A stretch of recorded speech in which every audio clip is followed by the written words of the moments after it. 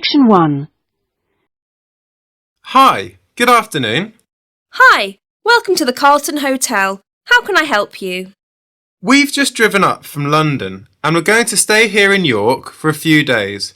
We'd like to book a couple of rooms. OK, sir. So for how many nights is that? We'll be leaving on Monday morning, so let me see, that's 3 nights? And you said 2 rooms. Who are the rooms for? I'm here with my wife and 2 kids. They are 9 and 11. Sorry, 9 and 12. The eldest has just had his birthday. So we'd like 1 twin room for the kids and another double for my wife and I. OK, well, we've got 2 rooms available, both en suite. Great. How much are they per night? Let me see. The twin room is £40 per night and the double room is £50 per night. OK, that sounds reasonable. So what is the total for 3 nights for both rooms? Let me check. That will be a total of £270. And that includes everything? Yes, that price includes tax. OK. Can I pay by credit card? Yes, sure. You'll need to pay for the first night now, and you can pay for the other nights when you leave. Or you can pay for all 3 nights now. I think I'll just pay for everything now, as we'll definitely be here till Monday. OK, that's fine. I'll just need to take some details from you to confirm the booking. Can you give me your full name? Yes, it's Michael Fernsby. That's Fernsby. And what's your date of birth, please? The 15th of October, 1968. The 5th of October, 1968? No, the 15th. Oh, OK, sorry. And can you give me your address? Sure, it's 273 Stanton Court. That's Stanton. London WC2D 5JB. WC2D 5JB? Yes, that's right. And your telephone number? My mobile number is... Hold on, just let me check. I can never remember it. Ah, here it is. It's 08773 879 456. OK, those rooms are booked for you then.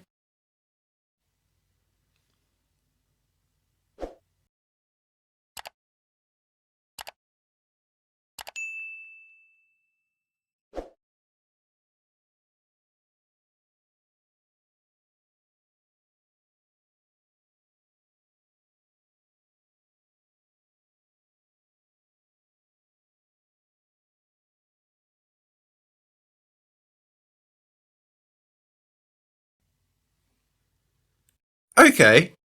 I know we're a bit out of town here. Can you give me some information about getting into the centre of town? We'll probably head in tomorrow. Well, you could drive in, but the parking is not great in town. It's difficult to get a space and is quite expensive if you're staying there all day. Yes, we're thinking of going to look around some of the shops and to look at the wall around the city. So we'll probably be there most of the day. In that case, you're probably best taking a taxi or the bus. How much is a taxi? Into town it will be about £12. Actually, no, I'd say it's around £15. Fares have increased recently. We can book it here for you and it will pick you up outside. It only takes about 10 minutes. Right, I see. What about the bus? How much is that and where does it go from? It's only £2 per person. It's not far from here. You go out of here, turn right onto Oak Tree Avenue, and it's about a 5-minute walk down the road. You can't miss it. The bus ride is about 15 minutes. Oh, OK. Maybe we could do that. Or you could walk actually if you like walking. Part of the way you can walk through the nice park, which is fairly popular with visitors to York. It's about 30 minutes, but it's quite pleasant. Right, well there's a few options there. We'll have a think about it. I'll go and get my wife and kids. They're just waiting in the car. OK, no problem. Thanks for booking with us. That is the end of Section 1. You now have half a minute to check your answers.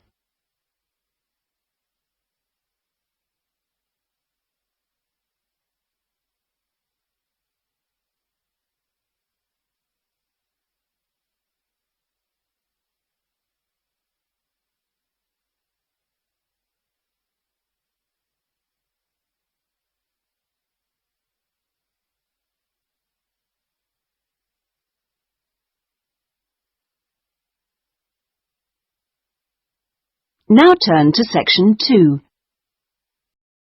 Section 2.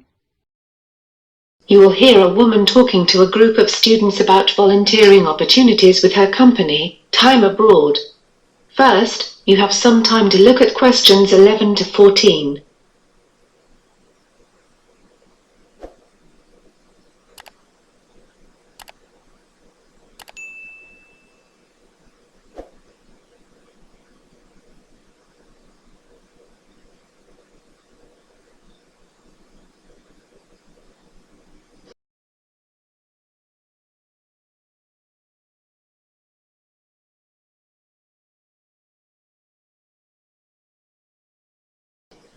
Now listen to questions 11 to 14.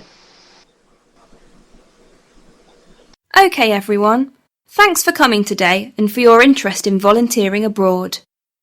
For those that don't know much about our company, Time Abroad, let me start by telling you a bit more. Time Abroad is one of the largest volunteer abroad organisations in the UK. The company was founded in 2000. In 2007, the company grew by joining with another company, PT Travel, making us even larger. In 2014, we sent 10,000 people abroad on a variety of service projects and internships overseas, more than any other company.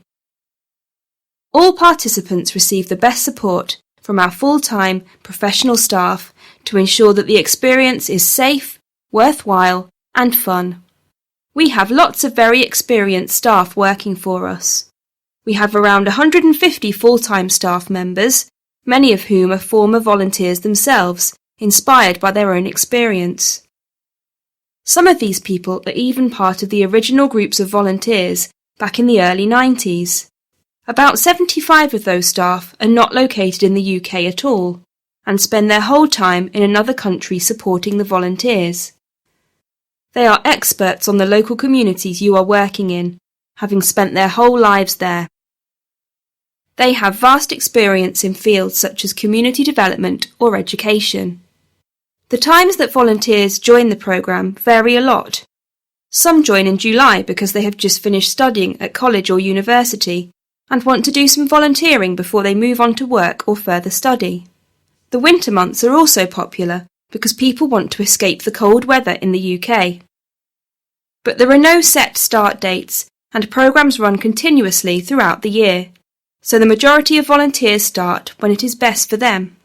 Time Abroad is an entirely independent organisation, which does not receive any funding from religious bodies, political parties, development organisations, or other sources. And of course, we don't request money from our partner organisations in the developing world. All our work is 100% funded through your contributions as a volunteer. We do get help from the government, but that is from reduced business taxes, not financial contributions. It is this financial independence that gives us the freedom to set up projects wherever we think it may be useful, and where we think that our volunteers can make a valuable contribution. Before you listen to the rest of the talk, you have some time to look at questions 15 to 20.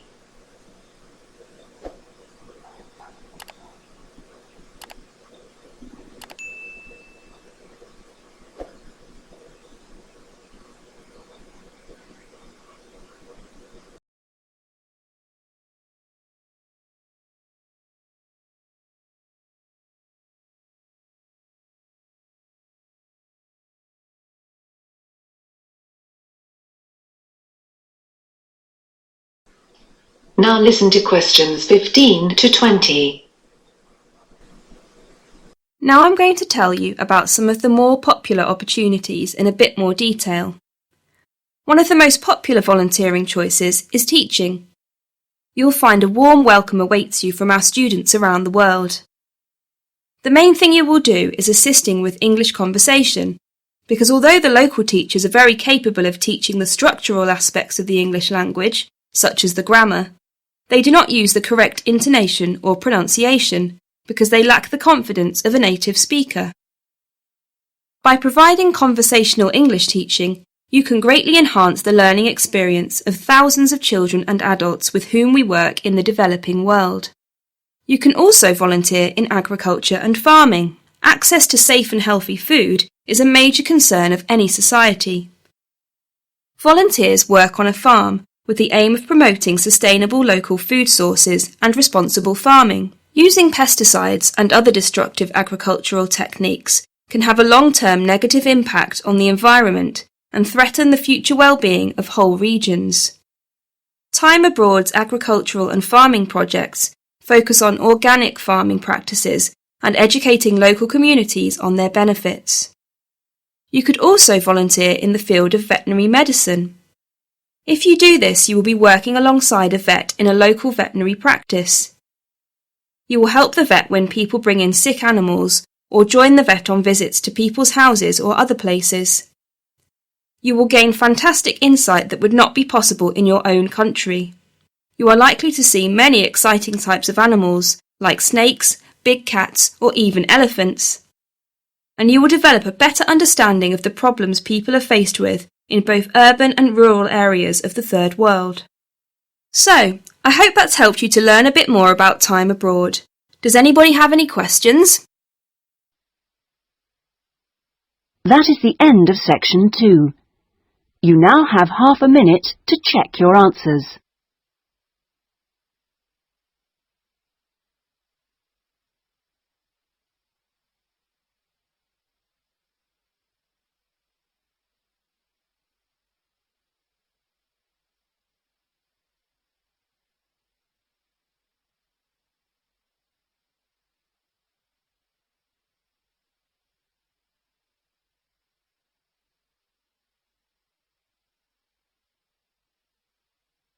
Now turn to section 3. You will hear a woman inquiring about a media studies program. First, you have some time to look at questions 21 to 25.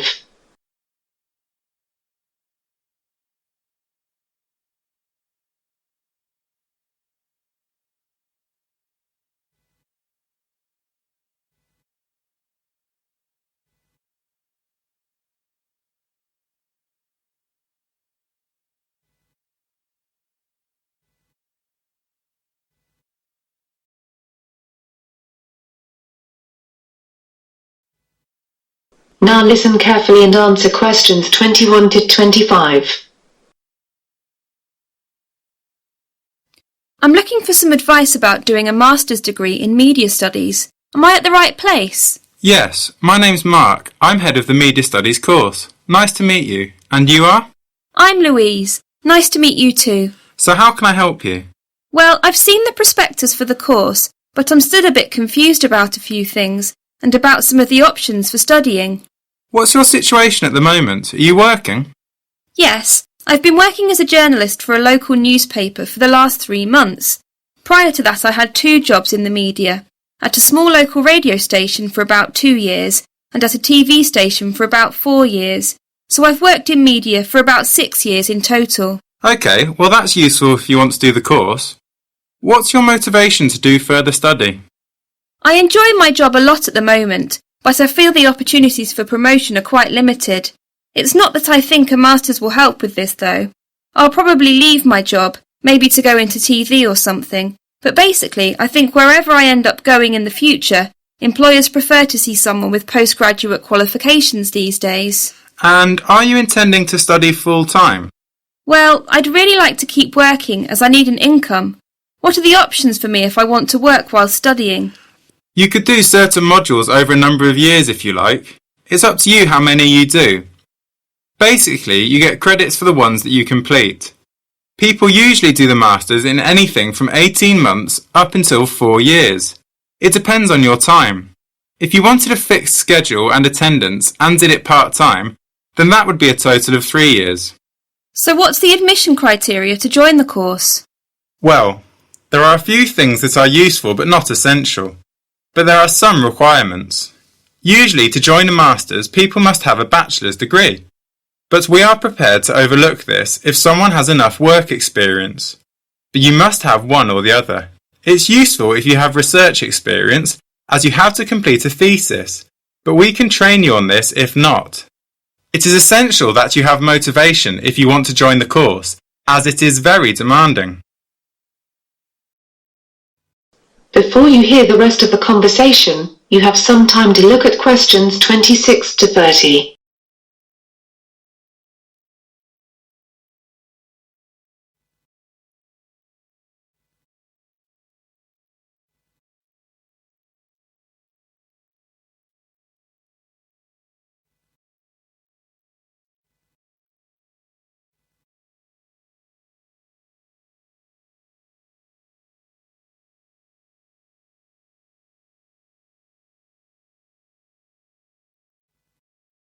Now listen carefully and answer questions 26 to 30.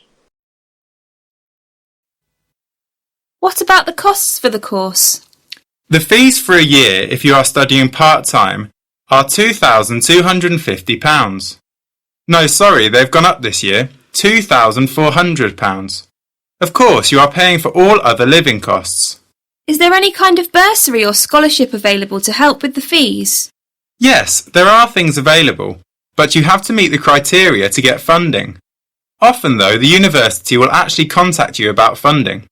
Universities have a certain budget available to provide funds, so they will look for the best students and offer them something if they think they will be suitable.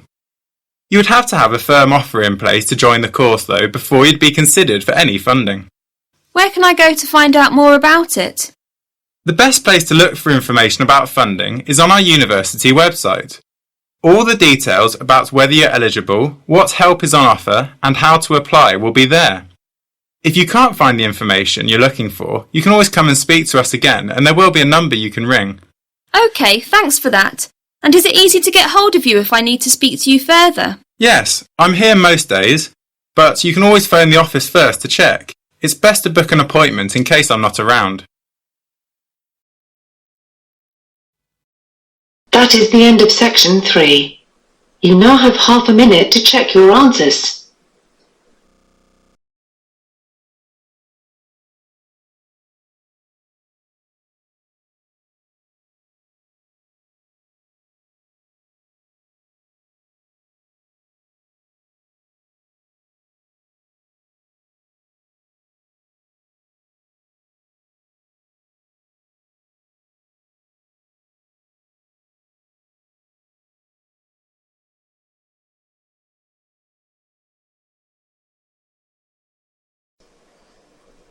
Section 4. You are going to hear a lecture about the history of Indian Railways. First, you now have some time to look at questions 31 to 40.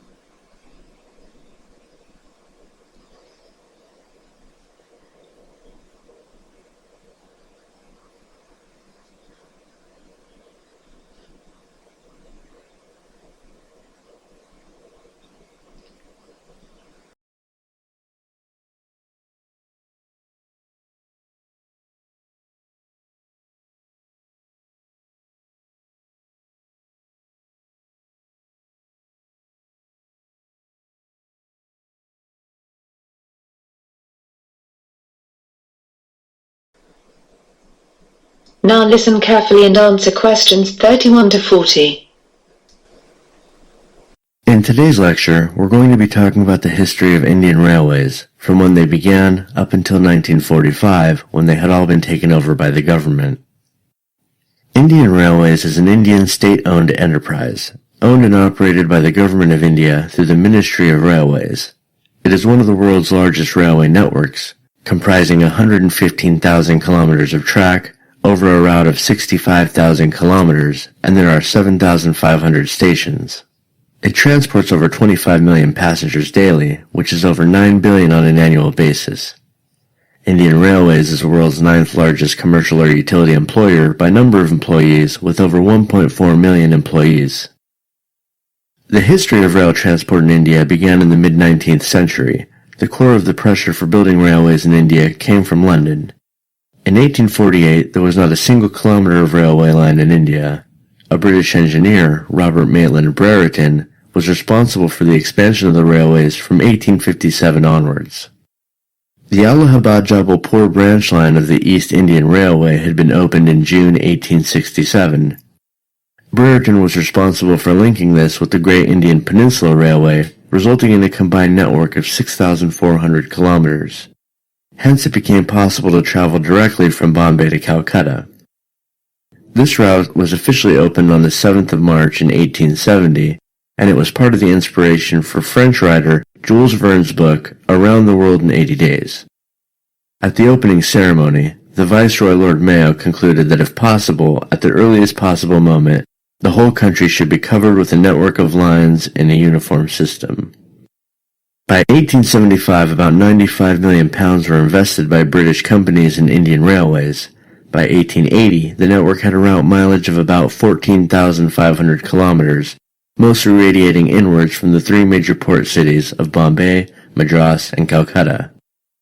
By 1895, India had started building its own locomotives, and in 1896 sent engineers and locomotives to help build the Uganda railways. In 1900, the Great Indian Peninsula Railway became a government-owned company. The network spread to the modern-day states of Assam, Rajasthan, and Andhra Pradesh, and soon, various autonomous kingdoms began to have their own rail systems. In 1905, an early railway board was constituted, but the powers were formally vested under Lord Curzon, the then Viceroy of India. It served under the Department of Commerce and Industry, and had a government railway official serving as chairman, a railway manager from England, and an agent of one of the company railways as the other two members. For the first time in its history, the railways began to make a profit. In 1907, almost all the rail companies were taken over by the government. The following year, the first electric locomotive made its appearance, and with the arrival of World War I, the railways were used to meet the needs of the British outside India, but with the end of the war, the railways were in a state of disrepair and collapse. In 1920, with the network having expanded to 61,220 kilometers, a need for central management was mooted by Sir William Ackworth, a British railway economist. Based on the East India Railway Committee chaired by Ackworth, the government took over the management of the railways and detached the finances of the railways from the other government revenues. The period between 1920 and 1929 was a period of economic boom. There were 66,000 kilometers of railway lines serving the country. The railways represented a capital value of some 687 million sterling, and they carried over 620 million passengers and approximately 90 million tons of goods each year. Following the Great Depression, the railways suffered economically for the next 8 years, and the Second World War severely crippled the railways. Starting in 1939, about 40% of the rolling stock, including locomotives and coaches, was taken to the Middle East. The railway workshops were converted to ammunition workshops, and many railway tracks were dismantled to help the Allies in the war. By 1946, all rail systems had been taken over by the government. That is the end of section 4. You now have half a minute to check your answers.